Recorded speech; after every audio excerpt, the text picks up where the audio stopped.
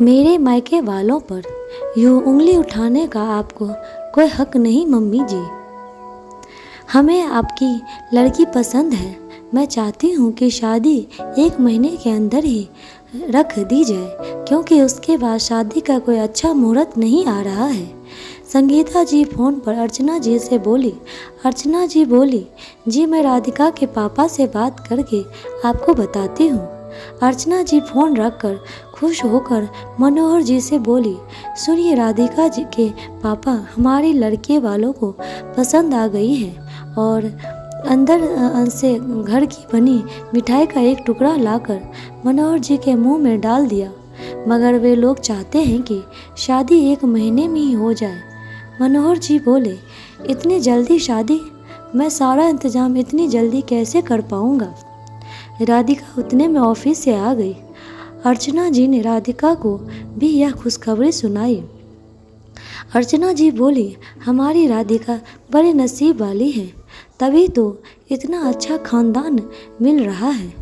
राधिका बोली, माँ मगर 1 महीने में शादी, इतनी जल्दी सारा इंतजाम कर पाएंगे हम कैसे? मनोहर जी बोले, बेटा तू चिंता मत कर, मैं हूँ ना, मैं सब संभाल लूँगा।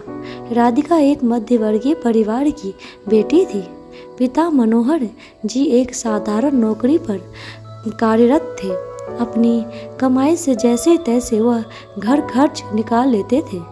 राधिका बचपन से ही पढ़ने में बहुत होशियार और दिखने में बहुत सुंदर थी।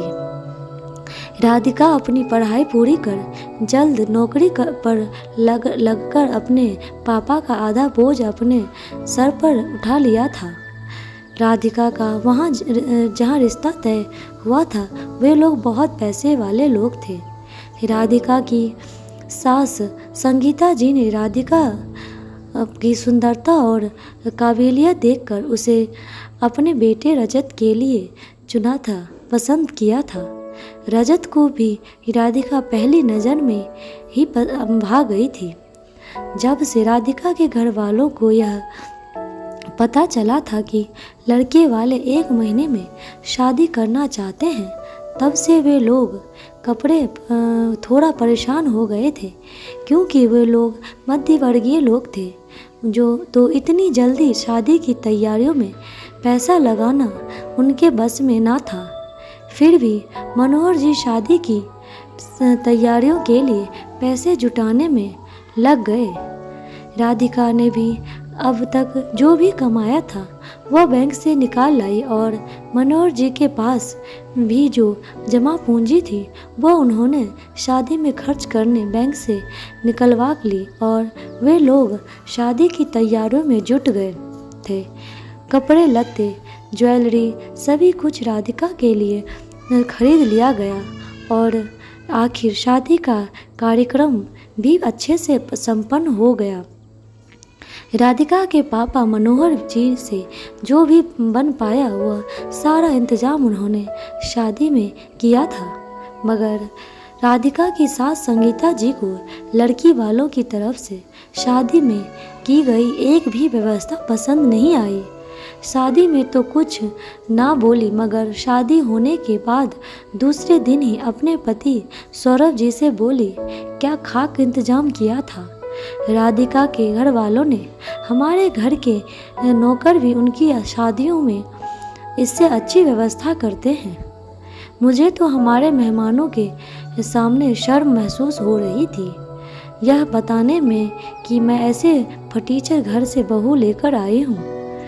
अगर हमें पहले बता देते कि शादी में खर्चा करना उनकी औकात से बाहर है तो हम शादी का पूरा खर्चा उठा लेते। कम से कम मेहमानों के सामने यह बेइज्जती तो नहीं सहन करनी पड़ती। सौरभ जी बोले, भाग्यवान लड़की वालों के हालात तुम जानती हो, फिर क्यों कूट कर रही हो। बहू कल ही ब्याह कर आई है, जाओ उसके साथ मधुर रिश्ते बनाओ। मैं तो चाहता हूँ कि यह घर तुम्हारी और तुम्हारी बहू की हंसी से हमेशा गूंजता रहे।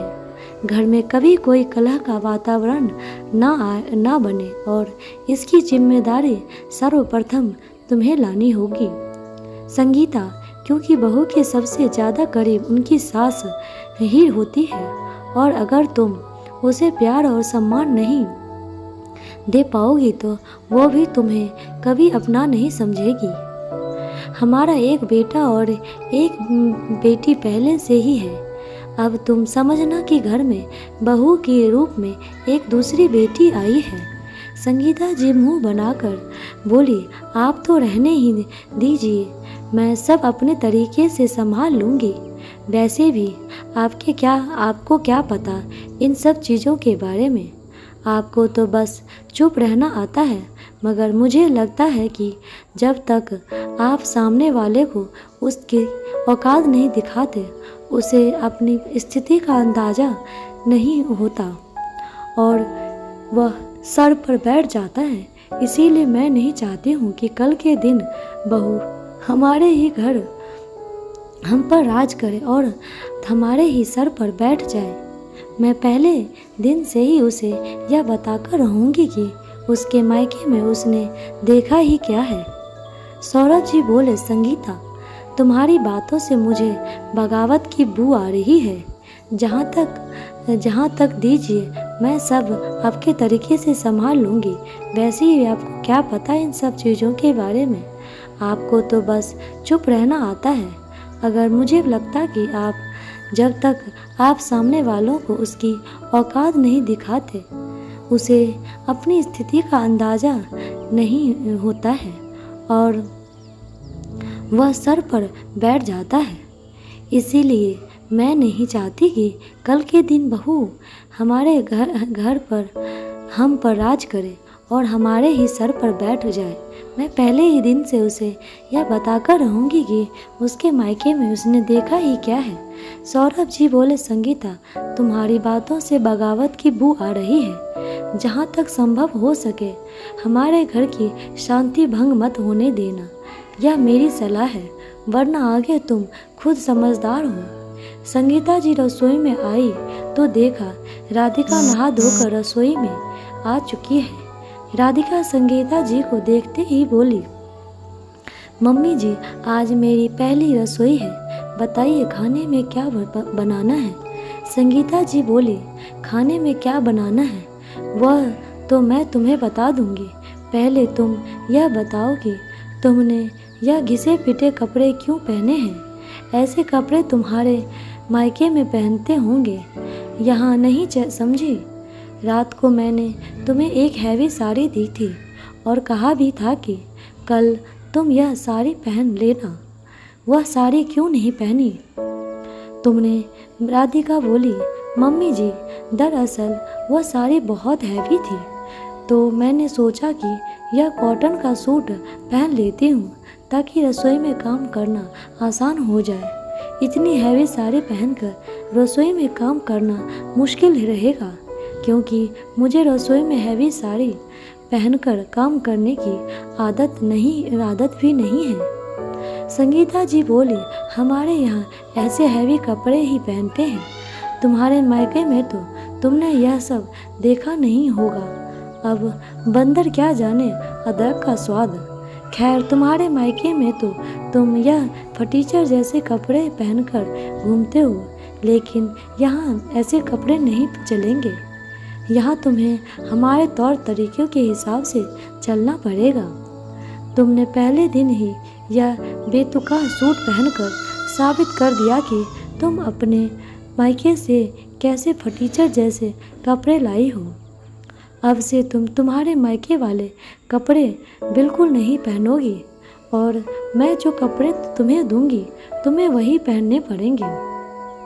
आज सास संगीता जी की बातें सुनकर राधिका के आत्म सम्मान को बहुत ठेस पहुंची थी। उसके मायके वालों के लिए इतने कड़वे शब्द उसे सहन नहीं हो रहे थे।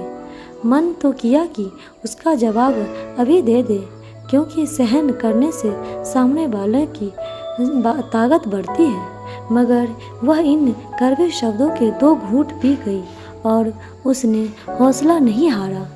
उसे रिश्तों में मधुरता बनाए रखनी थी और उसकी माँ ने भी तो उसे सही यही संस्कार दिए थे कि बेटा कभी भी अपनी बात को ऊंची आवाज़ में मत कहो, तभी बोलो जब पति हो जाए। राधिका सास द्वारा दी हुई हैवी साड़ी पहनकर आ गई। संगीता जी ने खाना बनाने वाली रमा से कहा कि नई बहू के साथ मिलकर खाना तैयार कर देना, और रमा तुम तो जानती ही हो ना कि खाने में हमारे यहाँ क्या क्या बनता है, वही सब बना देना। थोड़ी ही देर में खाना तैयार हो गया। पनीर टिक्की, ड्राई फ्रूट्स से बने हलवा, आम का रस, मलाई कोफ्ता।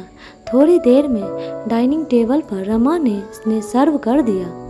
रजत, सौरभ जी, रजत की बेटी, छोटी बेटी यांशी सभी साथ में खाने के लिए बैठ गए।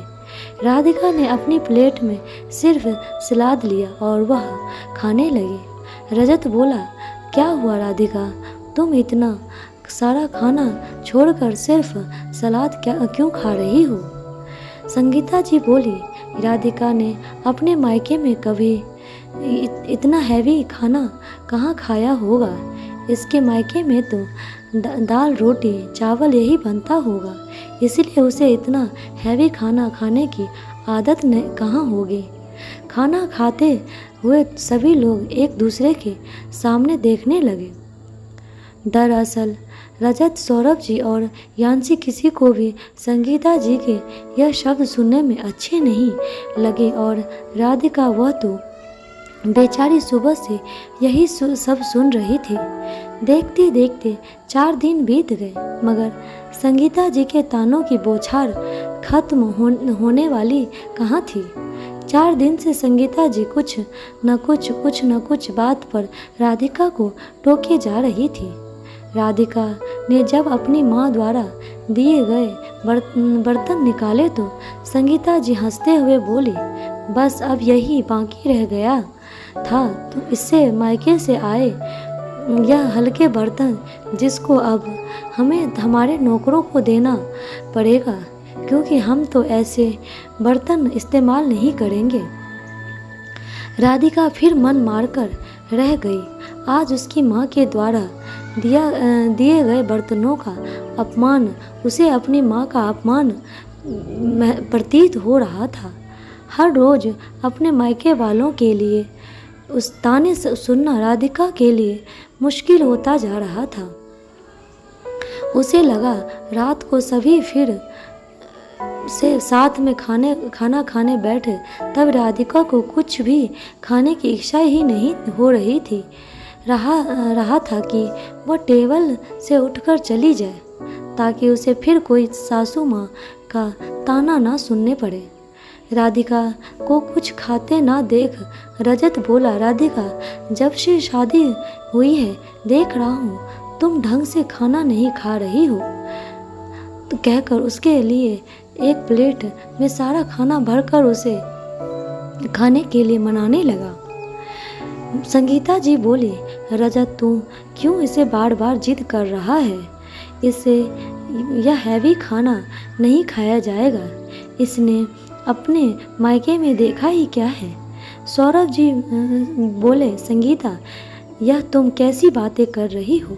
बहू को शादी किए अभी 4 दिन ही हुए हैं और तुम हर बात पर उसको और उसके मायके वालों को नीचे दिखा रही हो।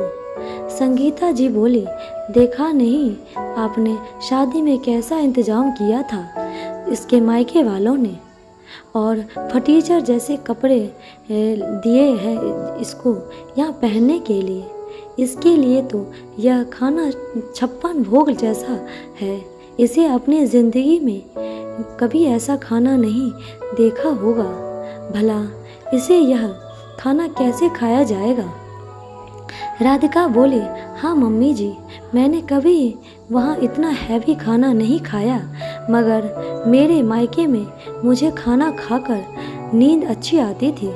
भले वहाँ ऐसे 56 भोग नहीं परोसे जाते थे, मगर उस खाने में घमंड और तिरस्कार की बू नहीं आती थी। यहाँ तो आपके तानों में ही मेरा पेट भर दिया है, इसीलिए इतना खाना होते हुए भी मुझे कुछ खाने की इच्छा नहीं हो रही है। इतने महंगे कपड़े या इतने महंगे गहने पहनने का क्या फ़ायदा जब आपको यह सब शौक़ नहीं बंधन महसूस हो। अपने जैसे चाहा मैं वैसे ढलने की कोशिश करती गई मम्मी जी, मगर आपके तानों से नहीं बच पाई और मेरे मायके वालों पर यूँ उंगली उठाने का आपको कोई हक नहीं मम्मी जी। एक बाप अपनी बेटी की शादी में उसकी पूरी जमा पूंजी लगा देता है, फिर भी आपको शादी में कमी ही नज़र आई। संगीता जी बोली, तुम्हारे पापा की इतनी परिस्थिति नहीं थी तो हमें कह देते, हम तुम लोगों को पैसा दे देते ताकि तुम लोग शादी में दिल खोल कर खर्चा कर सको। कम से कम इतने मेहमानों के सामने हमारी बेइज्जती तो नहीं होती। राधिका बोली, मम्मी हम लोग गरीब ज़रूर हैं मगर स्वाभिमानी हैं और मेरे पापा ने कभी किसी के आगे पैसों के लिए हाथ नहीं फैलाया। दूसरों से पैसा लेकर शादी में दिखावा करना यह हमारे घर के संस्कार नहीं है और आपको अगर मुझसे और मेरे घर वालों से इतनी दिक्कत थी तो अपने इस रिश्ते के लिए हाँ क्यों कही? मुझे रजत के लिए क्यों चुना पसंद किया? क्या सिर्फ इसलिए कि आप शादी के बाद मुझे और मेरे मायके वालों को ताने दे सकें? एक लड़की अपना घर परिवार छोड़कर ससुराल आती है, कितने सपने संजोए होते हैं मैं उसने, मगर जब ससुराल में हर पल उसे उसके मायके वालों के लिए व्यंग सुनने मिले तो दिल छलनी हो जाता है। उसका कहकर राधिका रो पड़ी। रजत बोला, मम्मी आपको व्यवहार पर बहुत कुछ निर्भर करता है। आप जैसा अपनी बहू के साथ करेंगे वैसा ही व्यवहार आपको भी अपनी बहू से मिलेगा। मैं तो बस यही चाहता हूँ कि आप सास बहू का रिश्ता माँ बेटी जैसा रहे। इसीलिए मैं आपसे प्रार्थना करता हूँ कि आप भी जो भी बोल रही हैं वो बोलने से पहले सोच ले और अपने जो राधिका के मायके वालों के लिए रट लगा रखा है उसे छोड़ दे। सौरभ जी बोले, संगीता तुम पहले से जानती थी कि राधिका के घर वाले बहुत ज़्यादा संपन्न नहीं हैं। तुमने राधिका को उसकी सुंदरता और काबिलियत देखकर पसंद किया था, ना कि उसका घर परिवार देखकर। फिर किसी गरीब लड़की की बेटी लाकर उसको ताने मारना, क्या यह तुम्हें शोभा देता है? मैं तो राधिका की हिम्मत की दाग देता हूँ कि वह बेचारी लड़की इतने ताने सुनने के बाद भी आज तुम्हें प्यार से समझा रही है। वे राधिका की तरफ देखकर बोले, बेटा मेरी हिम्मत ही तेरा हौसला है, इसे यूं ही बरकरार रखना। रजत की बहन यांशी बोली, मम्मी सोचो कल के दिन अगर मेरे ससुराल वाले मुझे यूँ ताने मारेंगे तो तुम्हें कैसा लगेगा? मैं भी तो कल किसी घर की बहू बनूंगी। आप भाभी को इतने दिनों से कितना बुरा बोल रहे हो, यह सब देखकर मुझे तो सास नाम के प्राणी से ही नफरत होने लगी है। संगीता जी को सभी की बातें सुनकर अपनी गलती का एहसास हो चुका था। संगीता जी ने अपनी बहू राधिका जी से माफ़ी मांगी और बोली, राधिका मैं शायद घमंड में चूर थी, इसीलिए तुम्हारे मायके वालों को इतने ताने दे बैठी हूँ, मुझे माफ़ कर दो। राधिका आज तुम सब ने मिलकर मेरी आंखें खोल दी है, अब से मैं कभी राधिका को ताने नहीं दूंगी। दोस्तों, अक्सर संपन्न ससुराल की बहू अगर एक गरीब मायके वालों की बेटी हो तो उसे कभी भी कोई भी आकर ताना मार देता है। क्या गरीब घर की बेटी होना इतना बड़ा गुनाह है? क्या गरीब माता पिता की बेटियां बेटियों नहीं होती। इसीलिए कभी किसी की बेटी को ताना मारने से पहले यह ज़रूर सोच ले कि कल दिन अगर हमारी बेटी के साथ भी उसके व्यवहार ससुराल वालों में ऐसा व्यवहार हो तो क्या एक माता पिता बर्दाश्त कर पाएंगे? फिर वो अपनी बहू के साथ ऐसा व्यवहार कैसे कर सकते हैं? जब हम किसी के घर की बेटी को ब्याह कर लाते हैं तो हमारा यह फ़र्ज़ बनता है कि हम उसे वैसे ही प्यार और सम्मान दें जैसे हम अपनी बेटी के लिए चाहते हैं। दोस्तों, आपकी क्या राय है? कमेंट करके ज़रूर बताइएगा। आपको यह कहानी कैसी लगी? कृपया ज़रूर बताइएगा और मुझे सब्सक्राइब अवश्य करिएगा। Thank you.